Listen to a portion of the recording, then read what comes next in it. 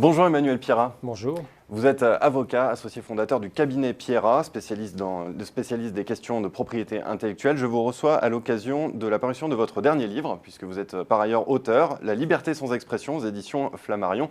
Un livre né dans les jours qui ont suivi les terribles attentats de janvier 2015. Pour remettre les choses au clair sur cette notion, il faut le dire, complexe de liberté d'expression. Alors, il est vrai qu'à la suite des événements de janvier 2015, il y a un paradoxe qui a été relevé, notamment chez les lycéens, à qui on a demandé une réaction sur les événements, qui relevait qu'on a le droit et on défend le droit de caricaturer le prophète, mais dans le même temps, les pouvoirs publics font tout pour interdire les spectacles de Dieudonné. Alors, sur cette liberté d'expression, quel éclairage avez-vous envie d'apporter à ceux qui relevaient ce paradoxe ?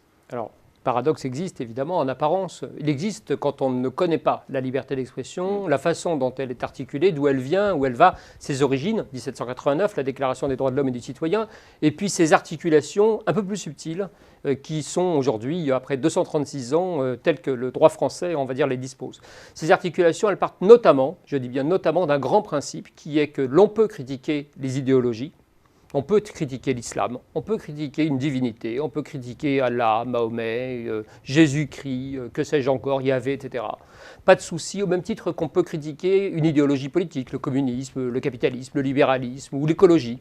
Ce sont des grands principes et ceux-ci sont critiquables. Donc on a le droit de blasphémer à partir du moment où on ne s'en prend qu'à des idéologies ou on va dire à des symboles qui ne sont pas incarnés par des personnes physiques vivantes. C'est là qu'est la limite. Dès qu'on commence à rentrer dans un discours qui s'adresse en revanche ou qui s'oppose à des individus précisément dénommés, une communauté, des religieux, des croyants, des pratiquants, que ce soit des chrétiens, des musulmans, des laïcs, des athées, peu importe, on rentre dans le droit, dans les limites de la liberté d'expression, c'est-à-dire que le droit français permet de s'en prendre à une idéologie, mais pas à un groupe qui croit à cette idéologie. Donc lorsque Dieudonné lance ses attaques, il désigne très souvent des communautés assez spécifiques. Il s'en prend aux Juifs, il s'en prend à un certain nombre de Français, de citoyens, il s'en prend à des nationalités, il s'en prend à des gens en raison de leurs convictions politiques, religieuses, il leur tombe sous le coup de la loi. Lorsqu'en revanche, Charlie Hebdo caricature Mahomet ou parle des religions en général, sans s'en prendre aux croyants en tant que tels, ils ne sont pas sous le coup de la loi, ils sont sous le coup de la liberté d'expression. Mais en revanche, Charlie Hebdo a été condamné chaque fois qu'il s'en prenait à des individus précis, et ça a été le cas dans le passé, avec des dessins sur des personnes politiques, par exemple, pour lesquelles ils ont été condamnés au même titre que le serait Dieudonné. Mais alors, comment est-ce qu'elle évolue ces derniers temps, cette liberté d'expression ? Vous écrivez dans votre livre qu'on est aujourd'hui à l'ère du règne de la liberté sans expression. Qu'est-ce que vous entendez par là ? Ce livre sur la liberté sans expression est né d'un constat. Le 7 janvier et puis les jours qui ont suivi, avec la double horreur, l'attentat de l'hypercachère, nous ont conduit, beaucoup de concitoyens, à descendre dans la rue un dimanche après-midi pour défendre instinctivement quelque chose qui nous semblait très cher, une valeur importante, la liberté d'expression, à mêler en plus de la laïcité, de la démocratie, du vivre ensemble, mais surtout de la liberté d'expression.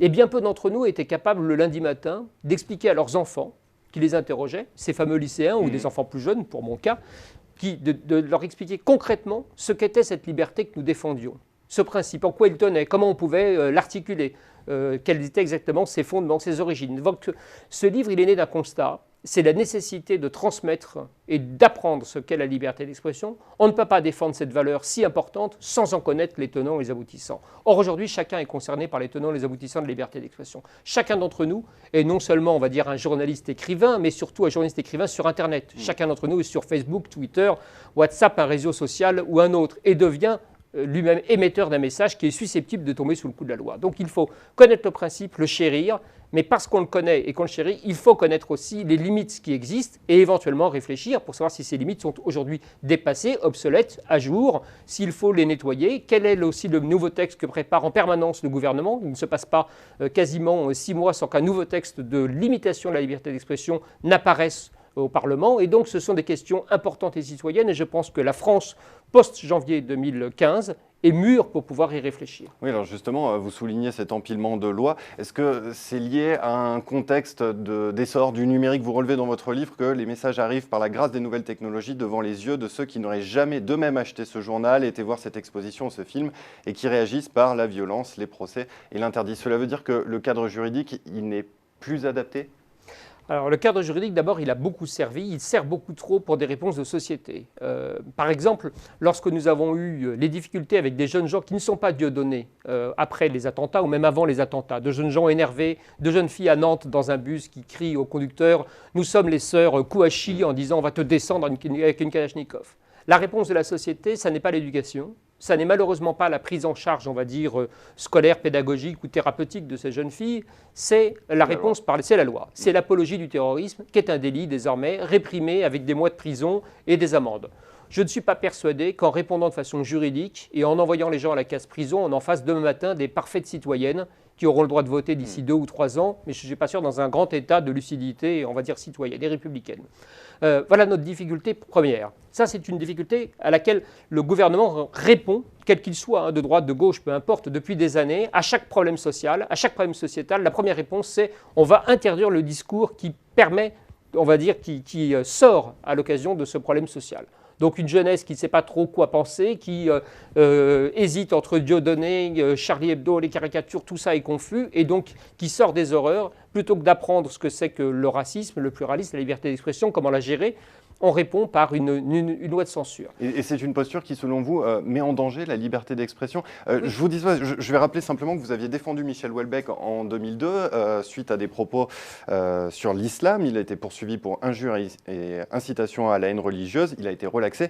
10 ans plus tard, dans une interview, il expliquait qu'il aurait probablement perdu ce procès aujourd'hui. Vous en pensez quoi? Vous avez le même sentiment? Je pense qu'il l'aurait gagné également cette année, parce que on va dire, les textes de loi n'ont pas bougé sur ce point-là.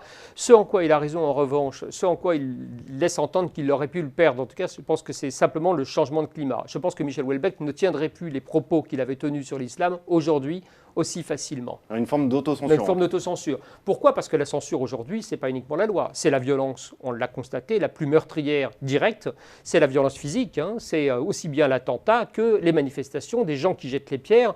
C'est évidemment la concentration économique. C'est de multiples formes. Et le discours de Michel Houellebecq est un discours qui peut heurter et choquer, sans pour autant être répréhensible juridiquement, mais qui provoque, on va dire, un souci.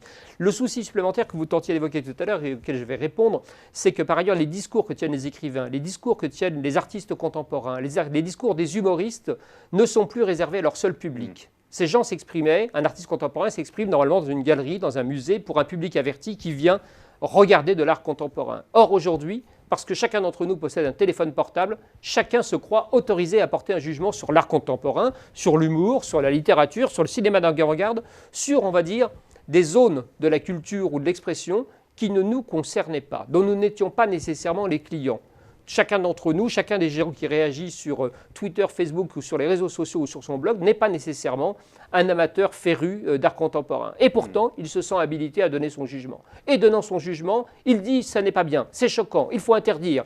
Et, on va dire, pousse un peu les uns et les autres à pétitionner, à contester, à manifester et à faire des procès. Donc Michel Houellebecq aujourd'hui, malheureusement, ses propos dépassent largement le cadre de ceux qui lisent ses livres. Cela veut dire que chaque phrase qu'il prononce est immédiatement relayée par des téléphones portables et des ordinateurs à un public qui n'a jamais de près ou de loin goûté la littérature ni les écrivains, mais qui va en prendre simplement une petite phrase et qui va immédiatement se retourner contre son auteur. Je voudrais terminer, Manuel Piras, sur ce risque d'autocensure qu'on a un petit peu évoqué. La France vient de se doter d'une nouvelle loi, la loi renseignement. Xavier Canal avait reçu il y a peu Yannick Châtelain, professeur à Grenoble École de Management, qui disait qu'il y avait un véritable risque d'autocensure de la part d'un citoyen s'il se sent surveillé. Vous êtes d'accord ? Oui, il y a une autocensure très forte. D'abord, il ne faut pas l'ignorer. Là, ce sont nos concitoyens qui vont eux-mêmes s'apercevoir qu'il faut s'autocensurer, qu'il faut faire attention aux messages, aux correspondances que l'on laisse, privées, aux mails, au téléphone. Parce qu'avec cette loi renseignement, c'était déjà le cas sans la loi, mais là, c'est maintenant légalisé. Nous sommes tous écoutés en quelque sorte. Ce n'est pas une paranoïa aiguë. Nous le sommes et enregistrés avec des mots-clés. Dès qu'on prononce un terme ou un autre, immédiatement, cela est enregistré et analysé et devient un problème attentatoire à des libertés fondamentales. Mais c'était déjà le cas dans la littérature, dans le journalisme. Je ne connais pas beaucoup de maisons d'édition, d'entreprises de presse ou de cinéma qui ne fassent pas relire à quelqu'un comme moi à l'avance les scénarios, les projets de films, les manuscrits, quand ils portent sur des sujets un tout petit peu problématiques. Et des sujets problématiques, je le dis dans mon livre, il y en a 400 aujourd'hui. La diffamation, l'atteinte à la vie privée, la présomption d'innocence, les mœurs, que sais-je encore, beaucoup de sujets qui sont des sujets explosifs judiciairement et aussi en termes de réaction violente de la part des uns et des autres. Eh bien, merci Emmanuel Pierrat. Je rappelle la parution de votre livre « La liberté sans expression » aux éditions Flammarion. Merci. Merci à vous.